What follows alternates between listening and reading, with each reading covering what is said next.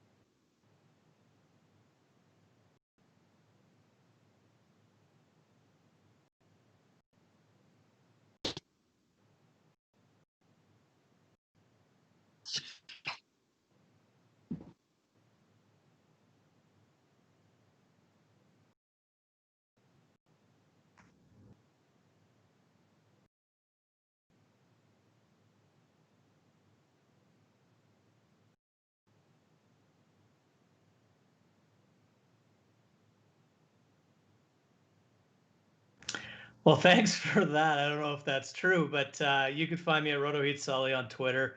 I'm also in the Discord at Sully in both of our Facebook groups, the Dynasty and the Redraft. And I write a little bit for rotoheat.com as well. Bryce, where do we find you? I have the least amount of social media. I'll keep saying it. You can find me on the Facebook community. Try and put a little input here and there, but need anything, message me. And again, the Discord is always free to join, guys. You can always get a lot of a plethora of fantasy football conversations in that and all sorts of formats, Dynasty, Redraft, Daily, things like that. So join the Discord as well. Well said.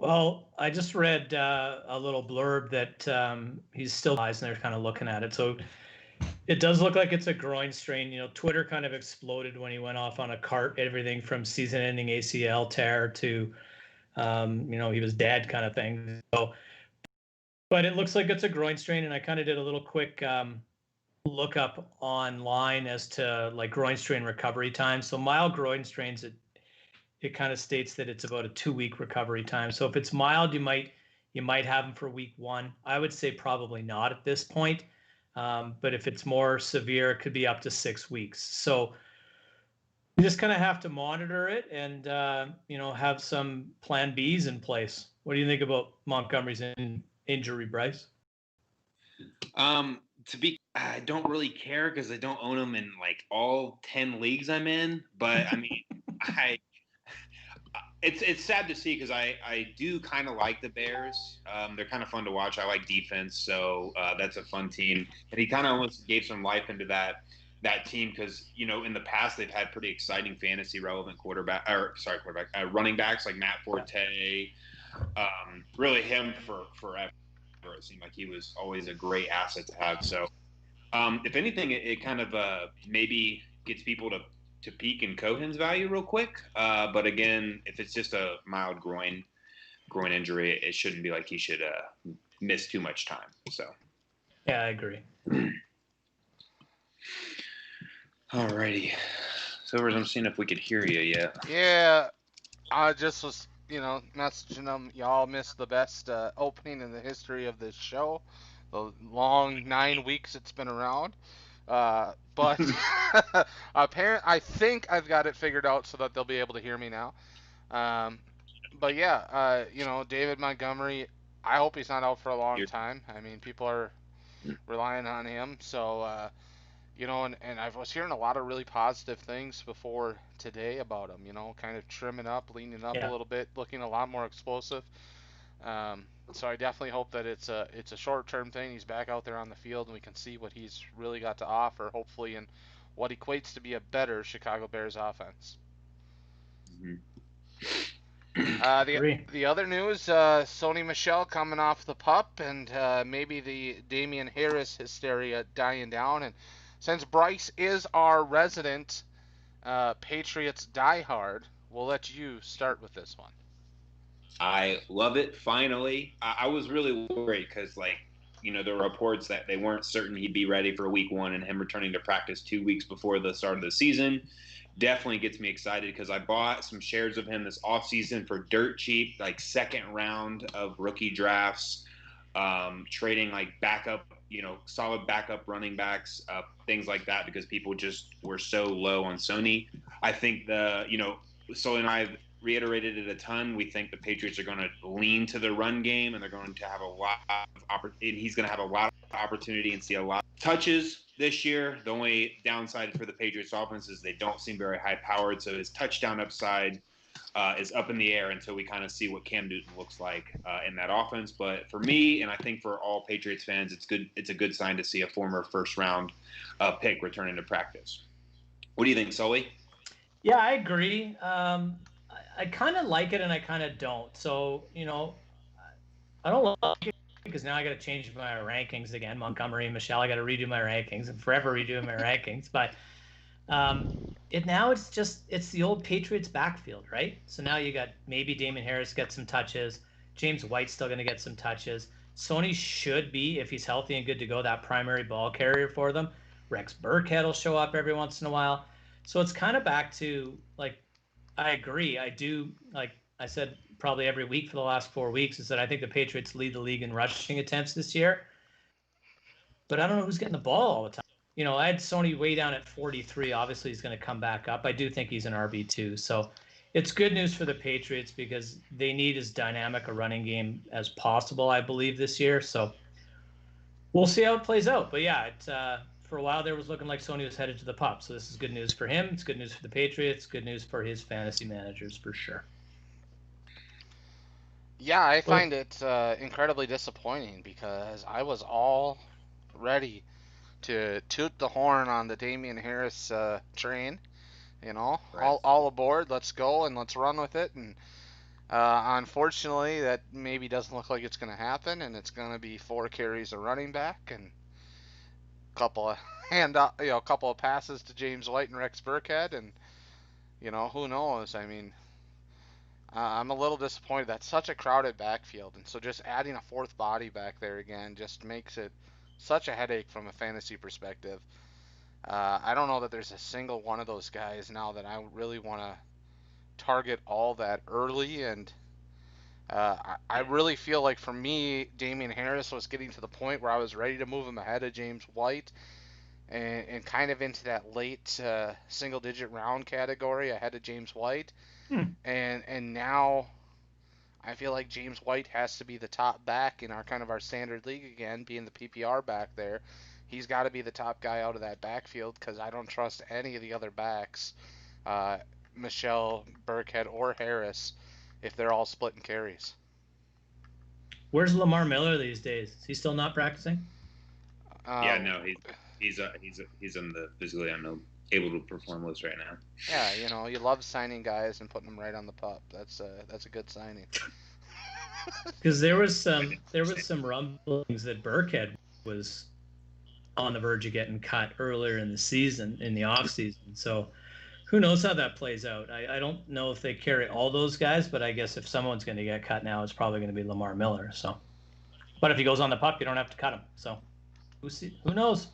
So this one really isn't fresh news here, guys, but we're at that point now where it becomes, I think relevant to consider. Devonta Freeman has been a decent running back fantasy wise for most of his career. Last year obviously was a bad year. Atlanta struggled, but we've seen David Montgomery suffer an injury today, and we don't know yet for sure how severe that is. We've seen Sony Michel start on the pup, and Lamar Miller gets signed and put on the pup. And we've seen Miles Sanders be listed as week to week. Three of the situations that probably could have used a running back most in February have had injury issues now here in late August, and none of them have signed Devonta Freeman. I mean, is he gonna be a guy who plays football again, or is he basically opting out by not being willing to accept backup running back money? It might be partially financial because there was reports that Seattle offered him, I think it was $4 million, and he turned it down right before they signed Carlos Hyde. So maybe that's it. But desperate times call for desperate measures. So if Freeman really wants to play again, he's going to take a bare minimum deal with nothing guaranteed and maybe some incentives in it. I still do think he plays again. I think this year is so up in the air with the potential of your running back coming in Saturday morning or Sunday afternoon or whatever it might be and test for COVID. So there's always going to be that scenario going around.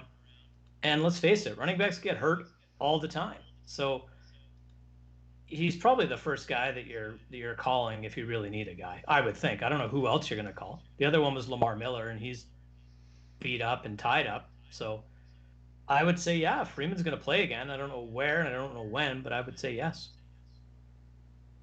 Yeah, I think it's either one of two things. He either wants more money or he just wants to be the starter. So if Seattle offered him that money, I mean, he's well aware that Chris Carson's their man. So maybe he's like, well, I want the opportunity to be a starter and maybe potentially get paid the following year. Or or he just wants the money right now and he thinks he's worth more than whatever Seattle did offer him. So again, this year's unlike any other, and he probably is well aware of that, where there's a pretty high chance of something going on, whether it's an injury to a team that doesn't have a good backup, or like you said, a possible COVID outbreak to a certain individual player or group of players where he could cash in on that. So we don't know where his head's at and what he wants. It's either the money or the playing time, and it just seems like if he turned down that much from Seattle, to me I would assume he wants more playing time.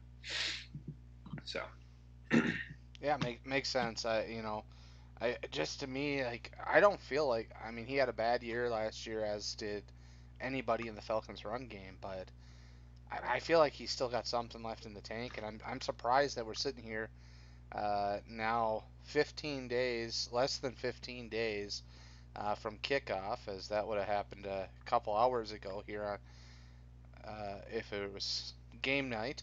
But we're sitting here and we still don't have him signed. To me, I find it hard to believe with the uncertainty of this year that you wouldn't have a veteran out there.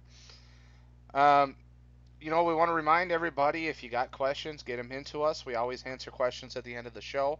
But moving into kind of our main topic for tonight, and it's kind of our what's hot, what's not, either our past takes or guys that have been impressing in camp. And I'm going to kick us off here tonight. And I don't know about you two, how much you guys watch Hard Knocks, but I'm finding, even though they haven't covered a whole lot of it because they're splitting between two teams, but everything I'm finding makes me really interested in the San Diego quarterback battle. I think it's Tyrod Taylor's job. I don't think it's really a battle right now. But hearing a lot of positives about both those quarterbacks in San Diego. The accuracy Justin Herbert is displaying, the kind of cool, calm collectedness he's displaying through camp. And then Tyrod Taylor, coming in, he was the backup, not really a guy in a new place, but in a new job as the starting quarterback. And, if you watched Hard Knocks on Tuesday night, he's in there in a meeting before the coaches showed up and basically re-scripting the plays that the coaches had called during practice and saying, well, this play that we ran, here's how we really have to run it. We're going to have to make these changes to it in our playbook. And and they both kind of have. As I kind of sit there and I watch Tyrod Taylor, I kind of feel like even though he's never been a superstar quarterback, and Justin Herbert maybe could be one of the top quarterbacks at some point, he's almost a really good mentor for him because he's kind of got that same personality. I'm going to be a leader, but I'm not super vocal, but I'm vocal when I have to be.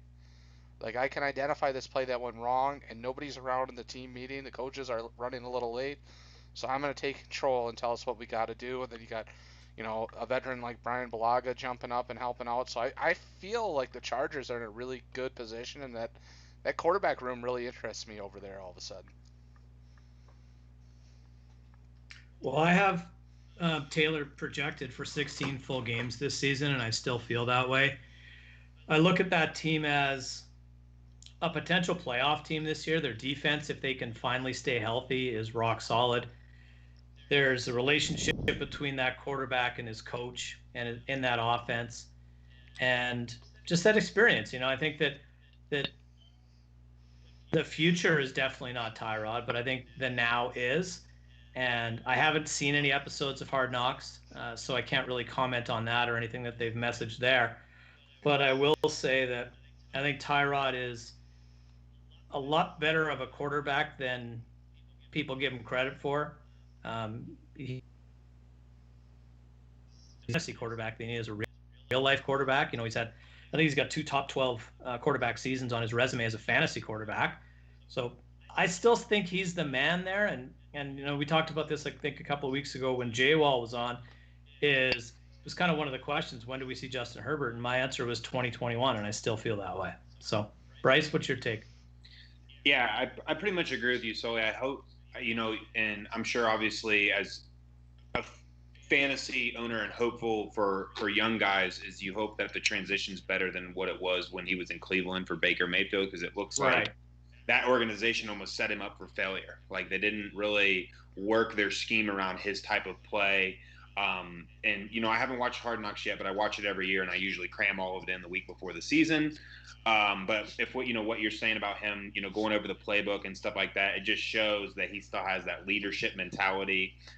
He's still got that drive and things like that, and that is so important for a young quarterback to see. And Tyrod's leading by example.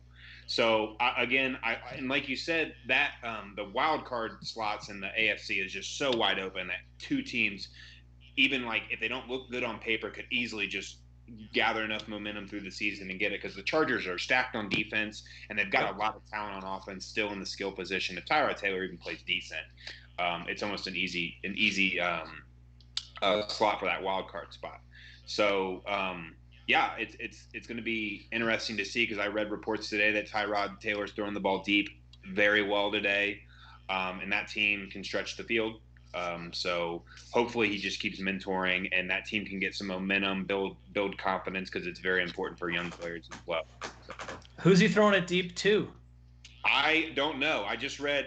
I don't get much time when I get to check my phone, but it said his deep ball was on point or something like that. It was a quote from somebody. So I don't know if Keenan Allen going deep or not, because I don't know. I took a whole bunch of KJ Hill in my rookie draft. I was gonna say I know Mike Williams is kind of that guy, but I know he's been banged up. I'm not sure if was practicing today. I've heard a lot of really good things about rookie Joe Reed as well, that they're using him all over the place. So have I. Kind of putting him into that Deebo Samuel role, and kind of an interesting guy to watch on your waiver wire for sure there. I'm going to go with another couple of guys that I'm hot on right now, and there are a couple of guys we talked about a few weeks ago and bounce back candidates. Uh, Deshaun Jackson and Evan Ingram. Everything about both of those guys are coming off of injuries. They've had struggles for a couple of years with injuries, but everything about both of those guys right now says if they're healthy, they're going to have huge years. If you look at Deshaun Jackson, he's basically the only veteran in the clubhouse at the wide receiver position. He's probably going to be Carson Wentz's favorite target if he's healthy, and everything I'm hearing about training camp says he is just lighting it up. Evan Ingram, I think I saw CBS Sports called put out a hot take for him to be the leading tight end in receiving yards this year. Apparently, he's recovered from that Libs Frank injury very well and is excelling in camp and looks maybe the best he's looked in his short career. So those are a couple of guys I'm definitely hot on, paying a lot of attention to as well. From that, do you guys have anybody? Kind of as you think back to the guys we've covered the last couple of months that you were hot on, that maybe are even more hot on than you were at that time, you're more into, you want more shares of than you were thinking you did even in June when you were, or July when you were talking them up? Yeah, I got Aaron Jones for sure. Here we go. Nobody, Rick, I was listening to the stream a little bit yesterday on my way home, and Rick was talking about Aaron Jones and how Devin Funchess opted out. And, it gives an opportunity for a breakout receiver. But if Aaron Rodgers, he's not, it's almost like Brady where he doesn't have enough time to like develop another receiver. He's going to go to the guys that have proven themselves. And I feel like a lot of those passes are just going to continue to go to Aaron Jones and Devontae Adams. I just traded in a keeper league, so obviously values are a little skewed. I traded Jonathan Taylor and Cam Akers for Aaron Jones, and he'd be my fourth best keeper. So I can't be mad about it. I'm just still trying to get him because I think this year, especially in redraft and leagues where you don't keep a lot of players, he's that guy that's gonna continue to be higher than he's projected on a lot of people's radars. Not even you that has him low, Sully. It's like every fantasy site I feel like has him lower than he should be personally. So that's just one. I have him at 15, and I've moved him up. Okay. I mean, I just see like I think I saw on that Facebook. I think you commented on it that people are drafting Clyde Edwards-Helaire over him, and I just think that's ludicrous because when have you ever seen a running back finish number 2, and then the following year you got rookies getting drafted above them? I can't think of one. And I know his year last year was probably an anomaly. More than likely he's going to regress, but I just don't see him regressing that much to where he's below a guy that hasn't even proven himself, and the Chiefs haven't said that guy's their every down back yet. So I just think people get excited on the situation because Clyde Edwards-Helaire was an afterthought until he got drafted. So Yep.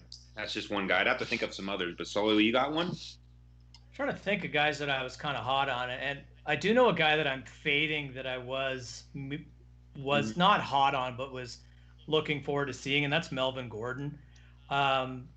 Knowing Pat Shurmur like I do as a Vikings fan, he likes his one running back, and he usually feeds him significantly. I've heard nothing but bad coming out of Denver, that Gordon's struggling with altitude and that he's not in shape and that he's lackluster. And then you turn the page and it's Philip Lindsay's doing this and Philip Lindsay's doing that. I'm not so sure, and I know they paid Melvin Gordon, so he's probably going to get first cracks at it. But, Gordon is, I think he's like mid-20s in ADP right now. He's about mid-4th round. I don't think I'm touching him at that. I'd rather take a wide receiver where, the crazy run on running backs at the top of the drafts, especially this year, is pushing down. And like I have a list of like right off the top of my head, like 15 guys I wrote down at wide receiver that I really like at their value. And that's because the running backs going off the board so early pushed them all down. So I'm not going anywhere near Melvin Gordon. I thought I would be pretty happy with him on my fantasy teams. The drafts that I did early that I have him, I don't really love it anymore. And the dynasty teams that I still have him hanging around, I thought he was kind of reborn when he got out of the Chargers organization and landed in Denver, but I'm not souring on Melvin Gordon. I agree. He's the most overrated back I think in fantasy I've ever seen. He's only had 1 year over 1,000 yards, and only had 1 year where he averaged over 4 yards a carry. He got obviously a lot of points through, the passing game, but who knows if that's how they're going to use him, in Denver in a different format. And I owned Melvin Gordon, and it seemed like he'd always fall off at the end of the year where it mattered most with the fantasy playoffs and things like that. So he disappointed me, several years in a row. And I just think like for only having 1 year is over 1,000 yards, and you're supposed to be an elite rusher, that's just not. It shows that you're not durable. Number one, and then obviously it just shows that I just think he's been overrated almost his whole career. So It's funny. We always talk about real life quarterback versus fantasy quarterback, but Melvin Gordon might be the real life mediocre running back, really good fantasy running back. And usually don't get that because usually a good fantasy running back is a bell cow kind of guy who's a 3 down back like Gordon was, but he scored a ton of touchdowns. And that's probably why I ended up where he did. Yeah, so I agree with you on Melvin Gordon where he's at. Like when I look at the guys at that late third, or I mean, I'm even seeing his ranking being kind of in that the end of that third round, so third, fourth round. Like the other running backs in that area, I just feel more confident in all of them. I mean, you're talking guys like Leonard Fournette, Jonathan Taylor, DeAndre Swift, even at this point. Like I'm just feeling more confident in all of them. The only guy in his area that I feel like he's really above at this point is Devin Singletary, just because of all the hype coming out about Zach Moss right now, which is crazy for a guy who ran a 9 second flat 40 time, but he's getting all the hype. But you know, uh, but Anthony just threw something at his phone or his computer or something yeah, there. probably buying a new laptop before next week. But no, I mean, yeah, I just don't feel confident in him because we just don't know what that Denver offense is with all the pass catching weapons they brought in, and you've got Philip Lindsay, like you said. We're hearing good things about Royce Freeman. So the question is, are they becoming the Patriots of the West as far as backfields are concerned? That's my concern there. As far as Aaron Jones goes, I mean, I like Aaron Jones. I'm a Packer fan. A lot of my friends are Packer fans.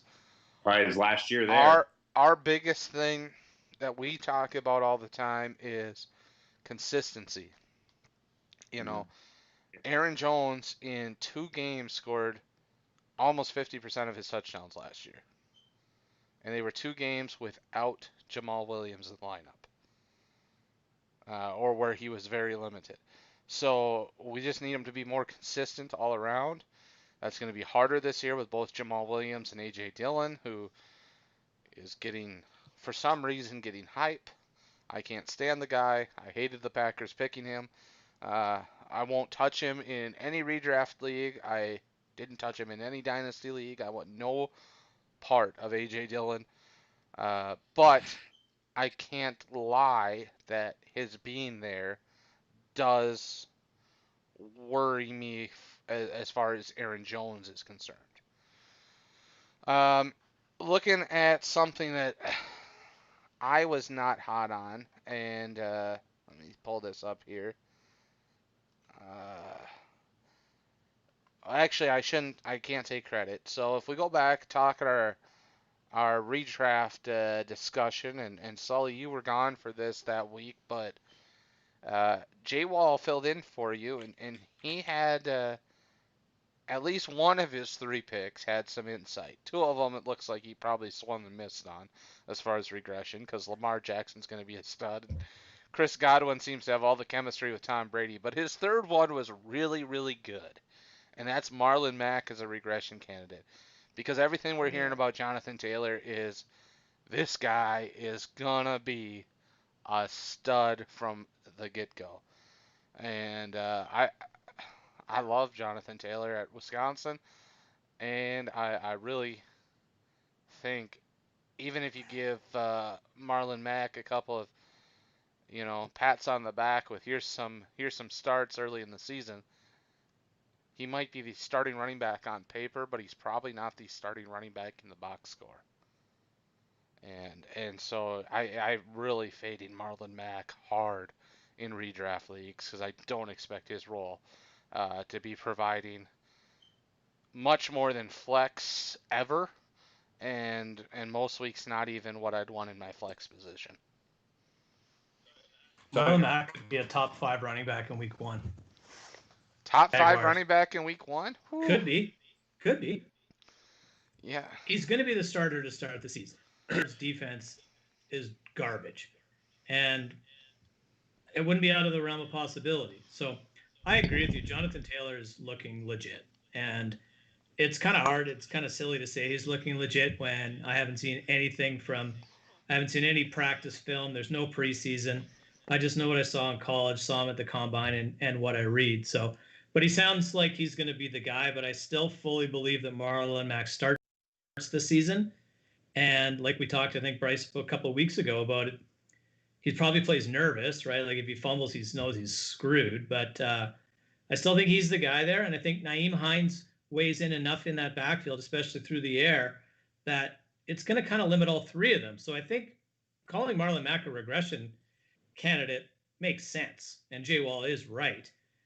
I just wouldn't expect it to happen instantly. But I think the last time we talked about this, I was around week 8. I'm more around week 4 now, for sure, at the latest. I said within the first 4 weeks. Yeah, I'm with you now. Ask what you think. Silvers, didn't you say you think it'd be like halfway through the season? You still think that, or you think it's going to be sooner now? Yeah, I think it's sooner now. I see him being the starting running back on paper the first 3-4 weeks. As far as he gets the first snap of the game, but right. I'm not sure he makes it 4 weeks getting the most touches. Like, okay. I'm thinking, Sully mentioned that they're playing the Jags in week 1 and Marlon Mack has a chance to be a top 5 running back. True. Yeah. But there's also a chance Jonathan Taylor is a top 5 running back that week on 7 touches against that defense. That's true as well. Absolutely. I mean, when my man Phillip Rivers hits him 2 or 3 times for touchdowns. Yeah, well, not even that, but just how explosive he is as a running back, how fast he is, his breakaway speed. I mean, I could see him busting off a couple long touchdowns against that defense, demoralizing the Jags week 1. And I mean, hey, you get a guy who gets a couple of 40-yard runs in that first week, it's hard to keep him off the field at all. Right. I think like almost playing that soft team first gives him even more of an opportunity to get, because an organization also goes with people don't think it, but they'll go with like what their fans like too. And you seeing it in Denver with Philip Lindsay, and you see it. I saw it personally when I went to New England and Steelers game. Almost every fan there had 1 of 2 jerseys on it. It wasn't Big Ben. It was either Juju Smith-Schuster or James Conner. So, if you get an organization and the fans excited about a certain player and they show some promise early, like they're going to roll with that momentum. It infects the whole organization, the team, coaches, everybody. So. That might be the best thing Marlon Mack has going for him. The fact that fans are going to be limited in the NFL this year. Because really? They won't know what jersey the fans are wearing to the game because they won't be there. You're right. He's not. I mean, Marlon Mack's very efficient, but he's just not an exciting player. For sure. You guys have anybody else that either you were cold on that you've gotten a little colder on, or maybe somebody even that you were kind of hot on that you've really cooled off on here as we've progressed through the past couple of months and gotten a couple of weeks into training camp? I think a guy I've been cold on, and I think I'm even colder on this upcoming year, this isn't long-term, is definitely Nick Chubb, especially from what you're hearing, at least what I'm reading about in the Browns training camp, that Kareem Hunt looks like he did in 2017. So again, I think I put the stats that Nick Chubb averaged 5 less points per week when Kareem Hunt got off suspension, and I can't fathom that changing much.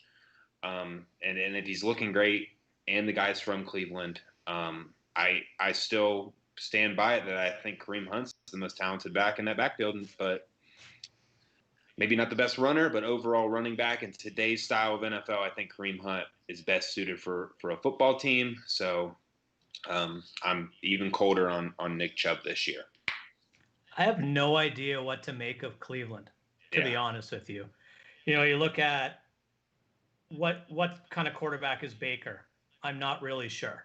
What do they have with Odell Beckham? I don't really know. You know, Jarvis is there. What role does Hooper play in that offense? You know, and then you add in those two high-performing running backs, and you know, like you said, Nick Chubb dropped 5 points a game or something fantasy-wise? Yeah. I read a stat that he finished with on a 1,500-yard pace, but he was on an 1,800-yard pace before Hunt. So I really think that there's a role for both, and I've been kind of on the stance that I think they're both running back twos this year. I'm kind of staying there, but you know, Chubb was banged up a little bit in practice. He went into the concussion protocol, and all that does is give Kareem Hunt all the first team reps, and sometimes that's all it takes, right? Like, you know, go back to Phillip Lindsay's rookie season. I can't remember who was in line there, but they got injured in training camp, and Lindsay slid right in as an undrafted free agent, and the rest is history. So it's going to be very interesting. Stefanski will run the football, and he'll run the ball a lot, but he's not all just run the football. I see a lot of play action. Those guys set up play action beautifully for that offense, and Baker's a pretty darn good off of play action passing quarterback. So I don't think I've changed my thoughts on Cleveland because I haven't figured them out yet, but kind of have them both mid-range running back twos with Chubb ahead of Hunt. But yeah, I wouldn't be surprised, Bryce, at all if Hunt took over or finished ahead of him, or vice versa, to be honest. Yeah, I'm right with you. It's hard to tell, but I don't think.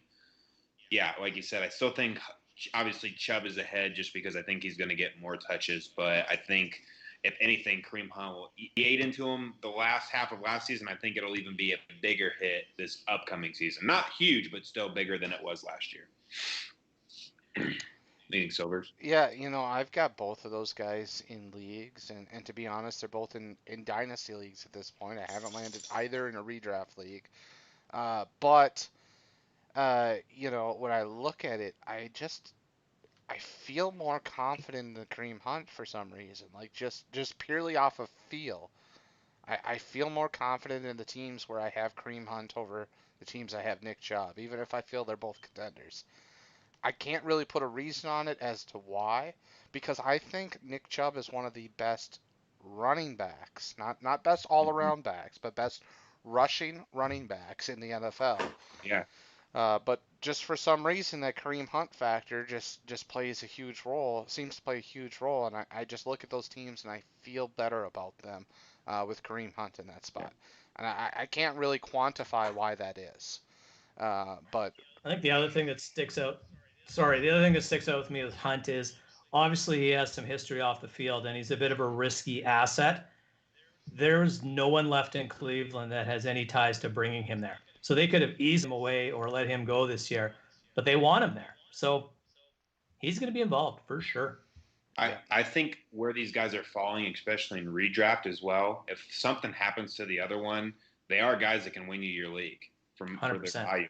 Because if one of them gets hurt and you happen to have the other one, where you got him and where in a redraft especially is like that sweet spot of like where that player can win you a league. Because a lot of people now are not drafting Nick Chubb as a running back one in most leagues. Definitely not for Kareem Hunt.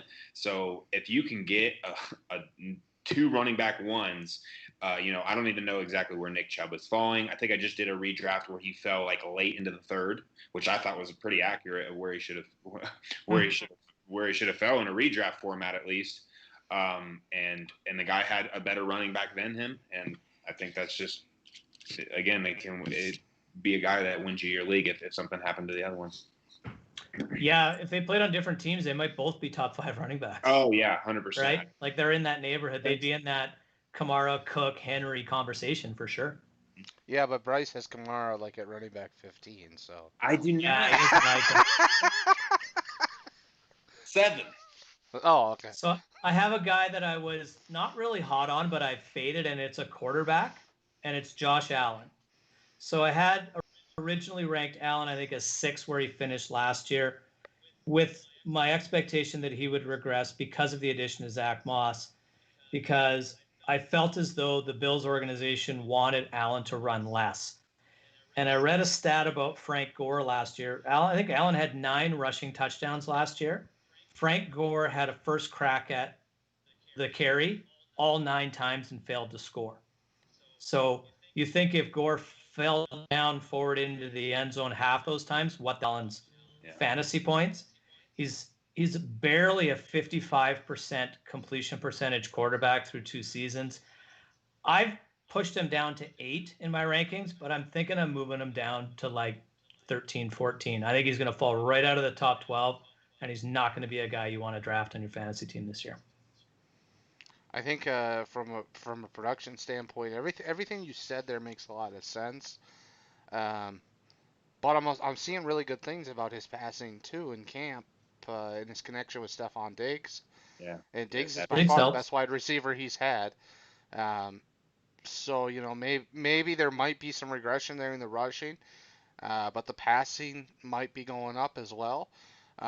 But I think as far as a what do we know standpoint, what you just said makes a lot of sense for moving him down the rankings, because until he proves that he's a better passer, I don't think we can trust him. And I think you're right. I think his passing stats do increase, but we do know that a rushing quarterback is more valuable than a passing quarterback, just based on how traditionally fantasy points are rewarded. So, yeah, I think 12 to 13 is more realistic, even with the addition of Stephon Diggs. So, for sure. All right. Well, we're of course want to remind everybody, if you got questions, get them into us. We'll talk about those here as we wrap up the show. But as we kind of get towards the back end here, guys, I want to kind of talk about a couple of topics, and I guess we'll start with what are your guys' feelings as far as we've talked with the COVID-19 about having extra spots in case guys go on IR spots, that is, in case guys go on the COVID-19 list for a week or 2 weeks, whatever it would be. But another thing that I don't know that we've really talked too much about is there's no preseason games, and the ramp up was much different to playing full speed football for 60 minutes than it's been in years past. I mean, teams are getting in a live scrimmage or maybe 2 live scrimmages internally this year versus playing games, even if it's partial games for their core units. And so what are your guys' thoughts on, will this kind of shortened and adjusted training camp lead to injuries in the early season, and how active are we going to have to be early on in the waiver wire, even compared to most years in redraft leagues? I think, you're going to see some more injuries, but I also think you're going to see the easing in of some of these running backs, especially. I don't think you're obviously not going to ease your starting quarterback in. He's your man, and your wide receiver sets are probably going to be what they are. I think it's the running back position that's going to be so volatile this year, especially early on. You have so many teams out there that have multiple good running backs, and you have stuff coming out of New York where Adam Gase is talking about splitting carries between, Frank Gore, who's on senior security, and Le'Veon Bell. So that's it. Thank you, sir. But I think it's natural that you're going to see, because you typically see a lot of preseason injuries, and that's in limited action for these guys. So if they go full speed out of the gate, it's probably groins, hamstrings, things like that could be happening. But it's just yet another layer of complexity to the strangest offseason ever. Like, who knows? Like, I'm hoping it doesn't, but I do think you're going to see significant injuries, especially early in the season. Yeah, so I think we talked about it like week 1. They said that they were taking away the preseason. And I did think it hurts more of the young guys than anybody, because the pros know what it's like, obviously, or the veterans know what it's like to play against other teams and other players and things like that. And when you have these rookies that are just coming in and playing against the same guys day in and day out, they almost can't.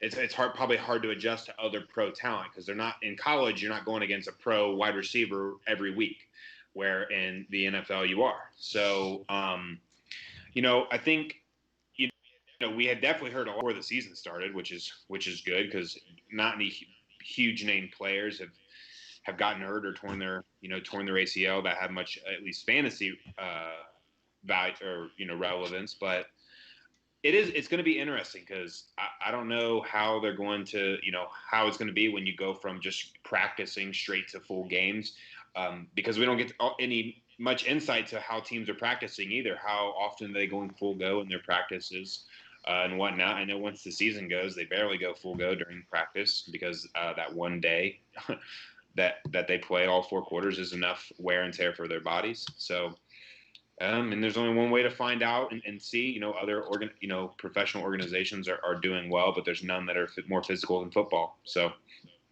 just a wait and see. Here's an interesting one, just because my mind works in weird ways. I think 2011 was a lockout, so that's the last time you have any sort of comparable.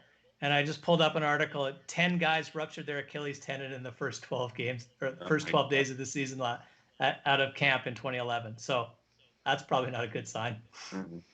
No, probably not. And that's actually just what I was going to say. I think there's going to be more injuries early in the year, and we just have to hope that they're kind of those soft tissue, those groins, those hamstrings, those things that they might miss 2 or 3 weeks, but they're going to come back and still be a key part of your team. I think the hardest thing for a redraft manager is, losing 2, 3, even 4 guys and trying to identify who on the waiver wire is going to be the guys to fill those roles to get you back into competition. I definitely think that that's an advantage folks on the dynasty side have with the expanded rosters and the kind of the deep diving that we do on that side of things as to who the long-term prospects are. But anybody who's watching, who's just a regular redraft guy, I mean, how you attack the waiver wire this year, I feel like is going to be more important than how you draft. More so than any other year, maybe except for in recent memory, except for maybe 2011. You know, waiver wire is going to win you your championship, I feel like, in 2020 in redraft fantasy football leagues. Yeah, especially fab budgets, right? So how you manage your fab, I think you have to be pretty tight to the vest with your cash, especially early in the season, more so than you typically would be. I know Dynasty is totally different. If somebody with a pulse comes up on waivers, you usually throw a ton of your fab at it and go. Redraft's a totally different beast. Mm-hmm. And I just looked at all the scores from the first 3 weeks in 2011, and they're all shootouts. So maybe that's an indication that offense gets their act together before defense. I don't know, but a lot of over 58 kind of scores here. So I don't know if there's a correlation really there between the two, but it's the only thing we really have to go off Right, of. we're working on such a limited data set. The only other data we have is that the first team Jets offense can't score against the second team Jets defense, and the second team Jets defense offense can score 4 or 5 touchdowns against the first team Jets defense. So that's all we know right now as far as other data that could help us out. I love Adam Gase. God, I love Adam Gase.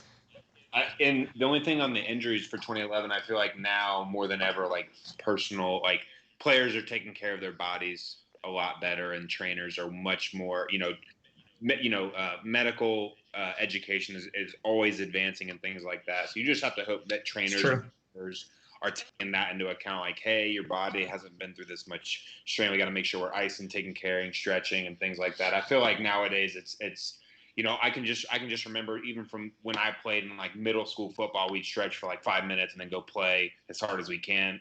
To where in high school, 3 or 4 years later, we were stretching for 45 minutes prior to the games and things like that. So you just got to hope because these are big men hitting each other, so they just got to make sure they're taking care of their bodies, especially before they. Yeah. Well, and Bryce, you're such a young pup. I mean, go back to when Sully or I were in high school. I mean, Leather I got helmets, baby.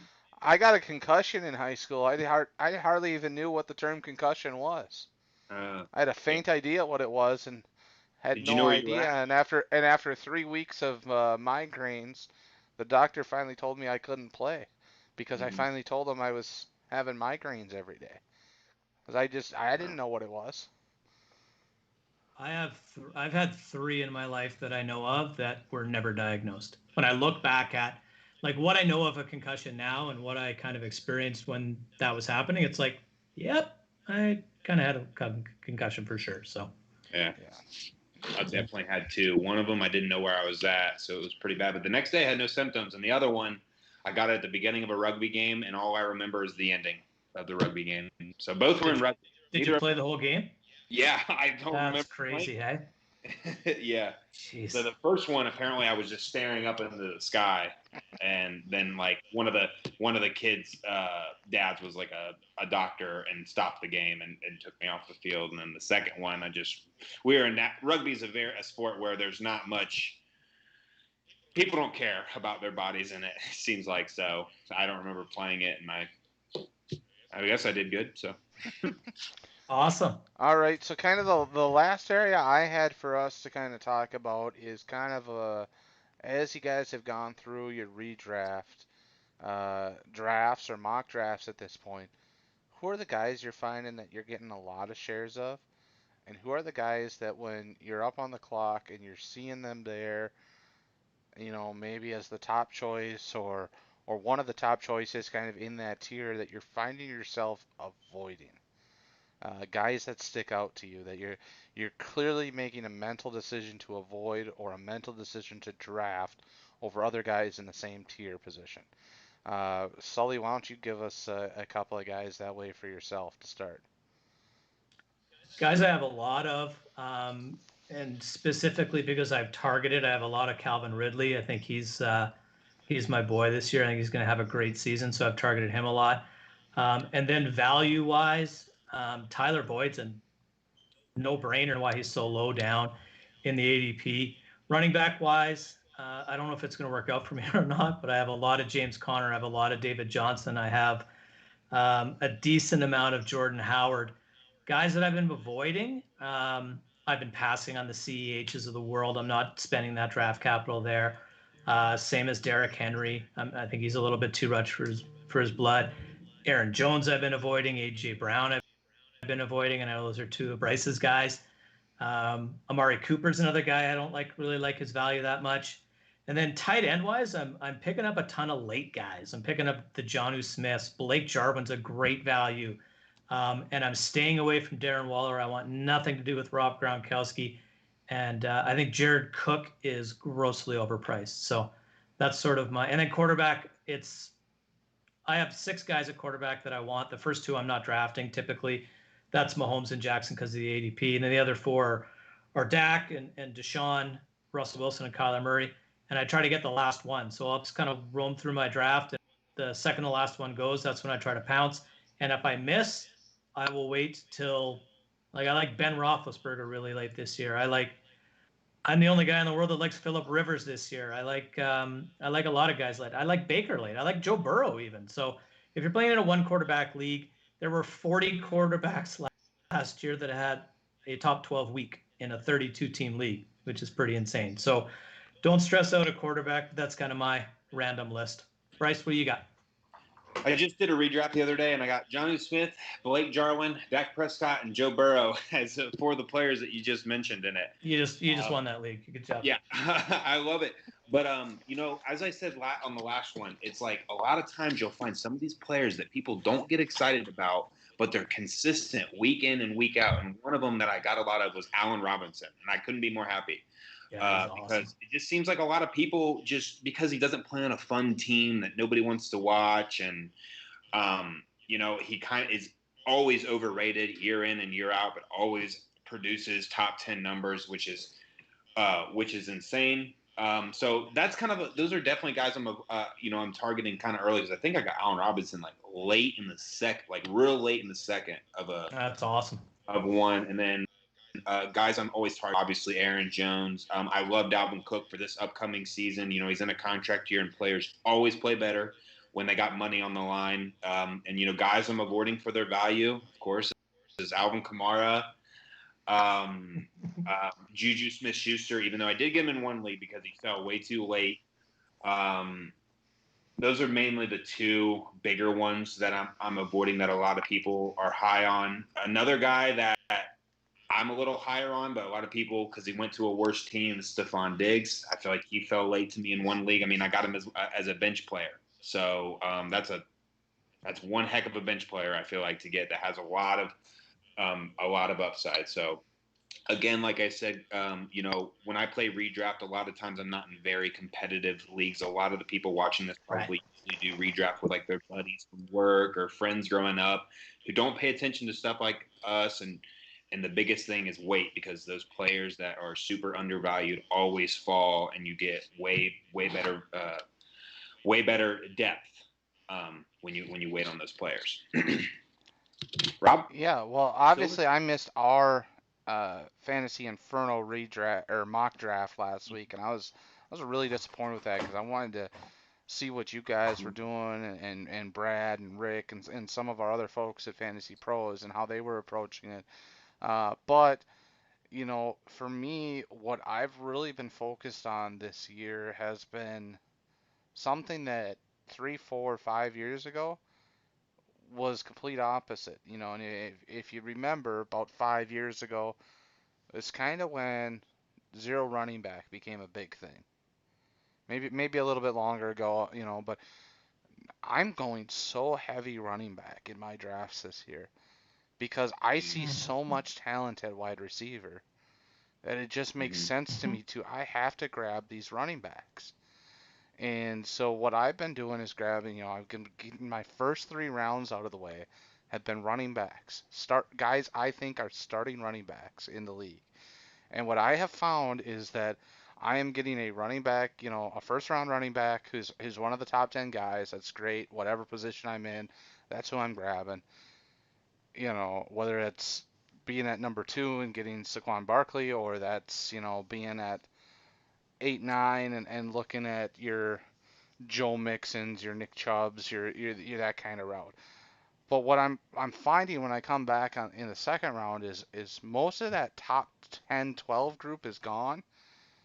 But the guys I'm then looking at that are at the top of the running back board are Jonathan Taylor, Leonard Fournette, Chris Carson, and I am going heavy on those kinds of guys. In fact, I did 2 drafts the other day. Both of them, second, third round, I went Leonard Fournette, Jonathan Taylor.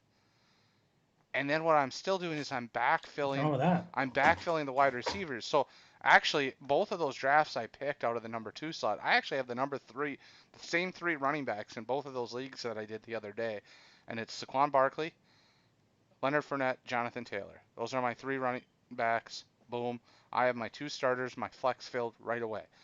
Then when I'm coming back in the 4th and 5th round, and I'm looking at the board, and I'm looking at guys like Terry McLaurin, AJ Brown, DK Metcalf's up there, DJ Shark is up there. And what I'm finding that I'm doing is I'm going DK Metcalf right away. Just because of what he showed last year. He's in the best offense of the bunch.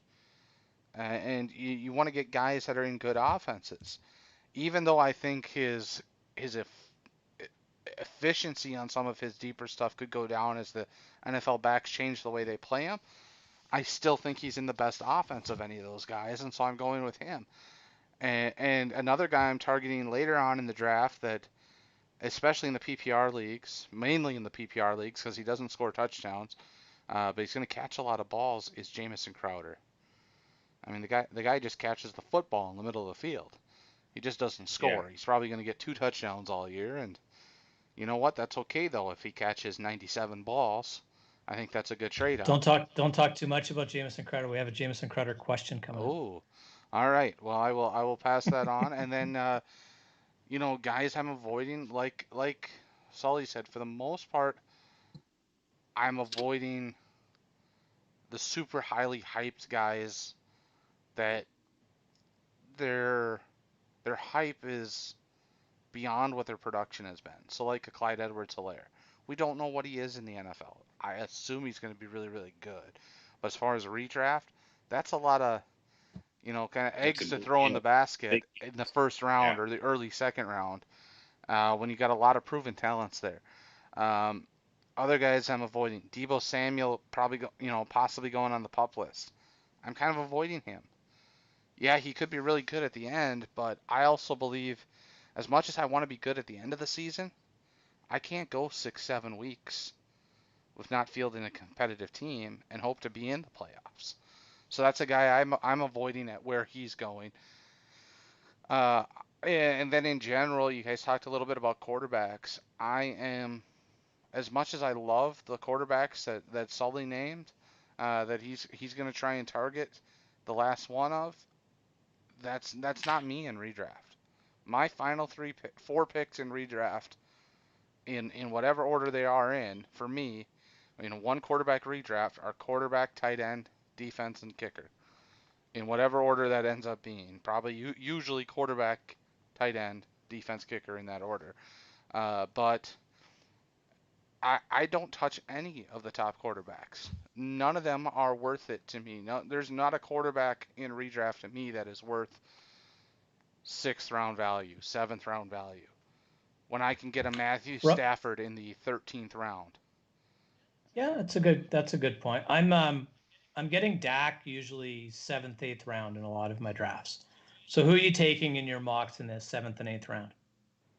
In the 7th and 8th round, well, let me pull up here what I did today. Because it all comes down to opportunity cost, right?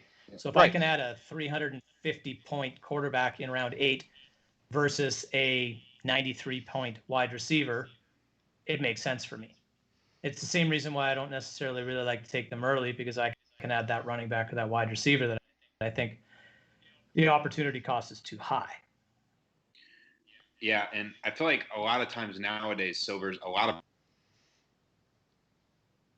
people think back, and that almost leaves that's how I usually draft. But this last one, where Allen Robinson fell to me, and then the next round, Kenny Golladay, Leonard Fournette was taken, and I was aiming for him, and Kenny Golladay fell to me, and then the round after that, Cooper Kupp fell to me. It's like I can't pass on Cooper Kupp as my flex and take maybe a running back like David Montgomery as my number 2 instead. Instead, I passed. Right. And I went Raheem Mostert as running back 2, who I think is tremendous redraft value for that round. And, I've never had a team with, usually 3 good wide receivers like Robinson, Golladay, and Kupp, and then Diggs to back them up. But, when you have everyone following almost a similar strategy of running back heavy now, it almost leaves it open for not only the potential to trade for those people that missed later in the season, that fell and forgot to fill those wide receiver voids, and they're disappointed in their Juju Smith-Schusters and players like that. Now you have value in depth at a position that people passed on the first 4 to 5 rounds. So and you can take some risks, right? Because you have such wide receiver value. You can running backs that we've kind of talked about that we think will be good later. So maybe you trade a Stephon Diggs for, I don't know, like a Cam Akers or Swift or something like that you think is going to come off later on in the season when Diggs is sitting on your bench anyway, right? Right. Yeah, that makes sense.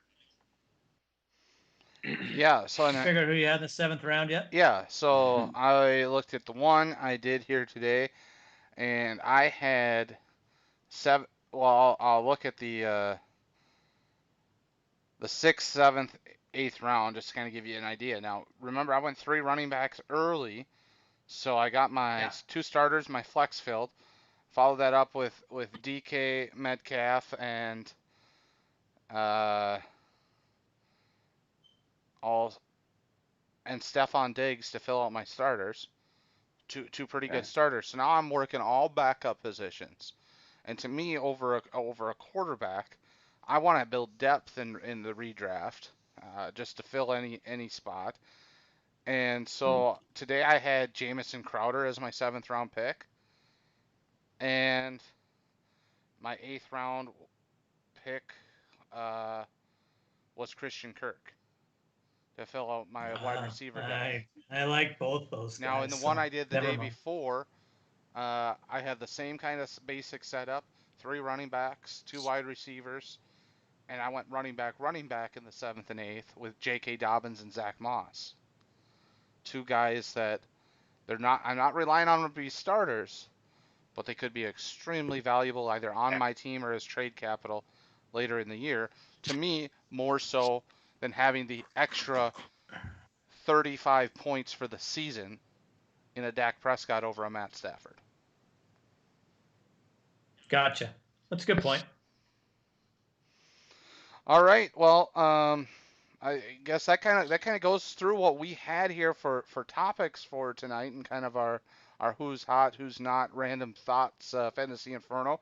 Have you guys gotten any questions here this evening? Got a couple. Got some over on YouTube. The first question's from Jay Wall. He asks us if we miss him. Always. Who's that? Jay Waller? Jacob. Just kidding. Jay Wallace? Who's that? There's a picture of a guy with letters on his shirt, so I figured that was him. Jaws, who's on almost all of these streams, and we really appreciate that. He calls out the mentioning of Joe Reed and thanking us for that, because he's trying to decide between, I think like a lot of people right now, between KJ Hill and Reed in that Chargers wide receiver room. So that's a good one. The first question we have is, what do we think, or how do we feel about Jamison Crowder this year? Yeah. Bryce, how do you feel? So as you know, Silver, I almost forgot about him, but I had him last year, and he ended up being like my flex option for the entire year, and I was so happy with it because, like you said, he's almost like the Julian Edelman over there for the Jets, where he gets a lot of volume, he catches the ball to the middle of the field, keeps him, doesn't get hit. And he just gets a lot of volume. You know, the 7 catches for 80-something yards at the flex position, 15 points. I mean, you can't go wrong with that. And most people were drafting him like last few picks in almost every year, or he was a waiver wire pickup. So I love Jamison Crowder for his value, and again, I think he's being slept on this season. And Sam Darnold has already proved that he goes to him. So I like him. What do you think, Silvers? Yeah, I think, you know, he's a solid guy. He's a guy you want in your flex position, just like you said. I mean, and like I said earlier, he's not going to score touchdowns, but he's going to put up solid games almost week in and week out. You know, especially PPR leagues. You know, if you're playing in a standard league, I'm fading him for sure, because he doesn't get the touchdowns, and touchdowns become infinitely more valuable in a standard league than in a PPR league. But if you're in PPR, his volume is worth a mid-round pick, and you're going to find value in having him as a mid-round pick. Yeah, I agree. And as much as I knock Adam Gase and like to make fun of him and laugh at him at every opportunity I get, is slot receiver in the Adam Gase offense has done pretty good, right? You go all the way back to Denver. I don't really remember who they had in Chicago when he was there with John Fox, but they didn't have the greatest offenses in those years. But Jarvis Landry in Miami was significant in the slot, and Crowder has been for the Jets as well. And I think he still will be.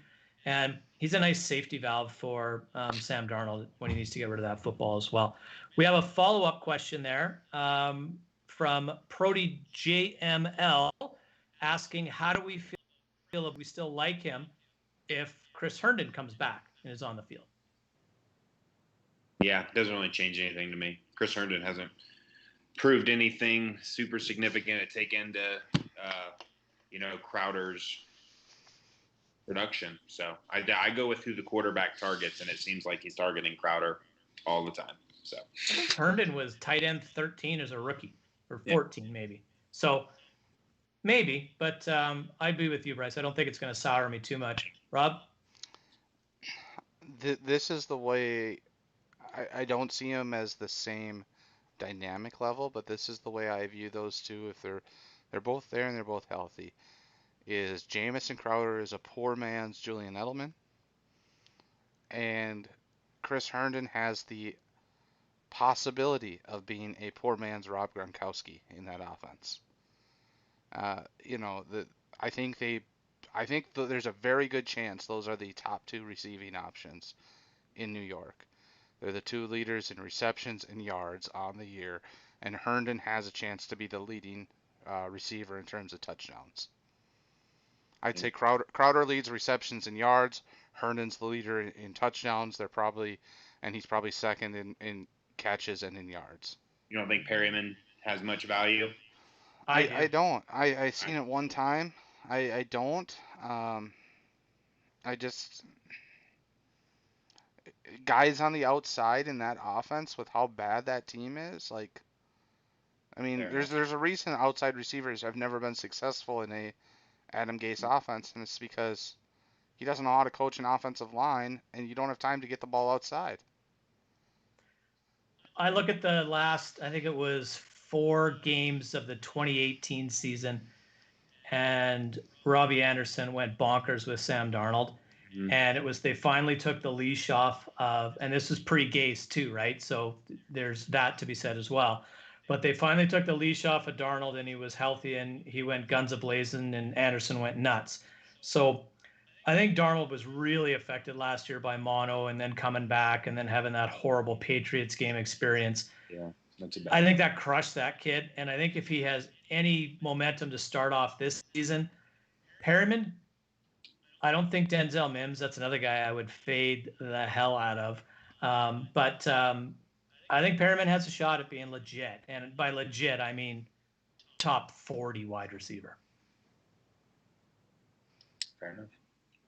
Cool. That's about it on the questions. Awesome. Well, anything on Facebook? Nope. No, it looks like Facebook's been pretty quiet. Okay. Let's wrap things up. We're 2 weeks out from kickoff here. Less than 15 days now as the clock reads. And so I'm pumped. I'm so excited to get back to football. 2020 has been a hell of a year, and so football can hopefully save the last third of the year for us and give us some semblance of normalcy, both in this country and in Sully's country and around the world in general. But the whole world needs something. So yes. So, you know, I'm really hoping that this football season goes off and we have some success here. And I think we're trending in that direction. You know, obviously some false positives on the COVID front this past weekend, but, you know, those were proven to be false positives. So everything's looking up for football, and I am so pumped for that and cannot wait for the season to get started. As we wrap up here, why don't you guys let us know where everyone can find you once again before we call it a night on our second or third to last episode, I guess, before the season kicks off. Go ahead, Sully. Well, I'm on Twitter at RotoHeat Sully. Like I said at the top of the show, both the Facebook groups and the Discord. And I also have my solo podcast, Sully's 2 Cents. I'm recording my 100th episode either Thursday night or Friday morning, so that's kind of fun for me. 100 random fantasy thoughts. What is it called? 100 random fantasy football thoughts and something about life. I can't even remember what I called the damn thing, but it's going to be this week.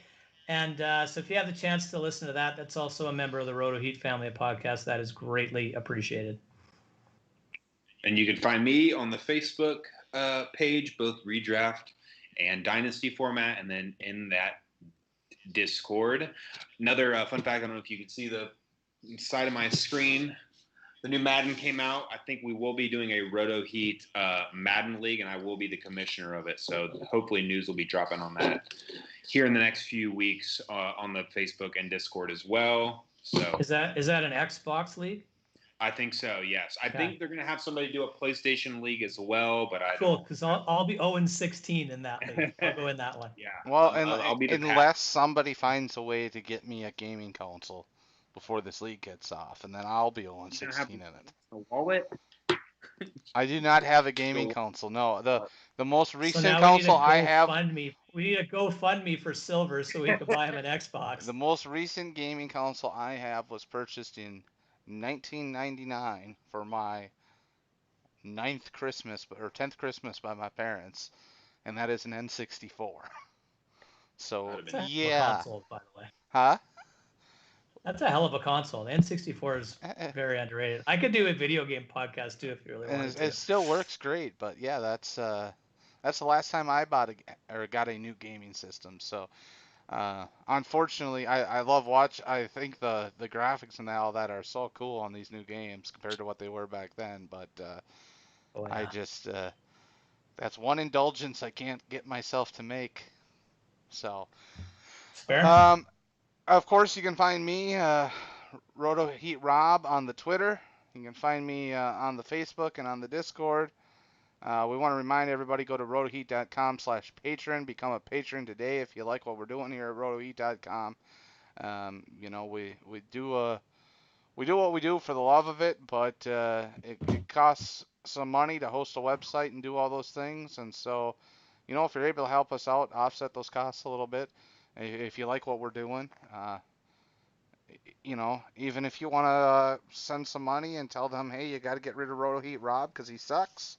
I'm sure they'll listen to you, and whatever's got to be done. But we appreciate everybody who tunes in and listens. And I want to also take a moment and thank all the guys, Jay Wall and Brad and Rick, who've stepped up the last couple of weeks. August is my worst month of the year in my day job, and everybody has stepped up big time to help me out and fill in on both the Fantasy Inferno and on our Dynasty Heat Seekers podcast, and covered my butt for the last few weeks, and I appreciate that. And we'll see you next week. And quickly looking at what we got next week, I probably should have done this a little bit ago, huh? But I never remember either. looking at what we're at, we're gonna go over some ranking discrepancies, kind of where we got guys versus where they're. Cool. We they're could talk kind about of Aaron Jones for the 5th week in a row. Yeah. That should be fun. Yeah, We'll keep them out. yeah, we've got Bryce with Aaron Jones at 2, Alvin Kamara at 8. That's a discrepancy because most people got them flipped. There we go. We've already previewed half the show for you. But no, ranking discrepancies next week on the Fantasy Inferno. We hope you'll join us again then. Thanks a lot for tuning in this week, and we'll see you next week. Good luck this season, and hopefully y'all kick butt in your drafts over the next 7 days.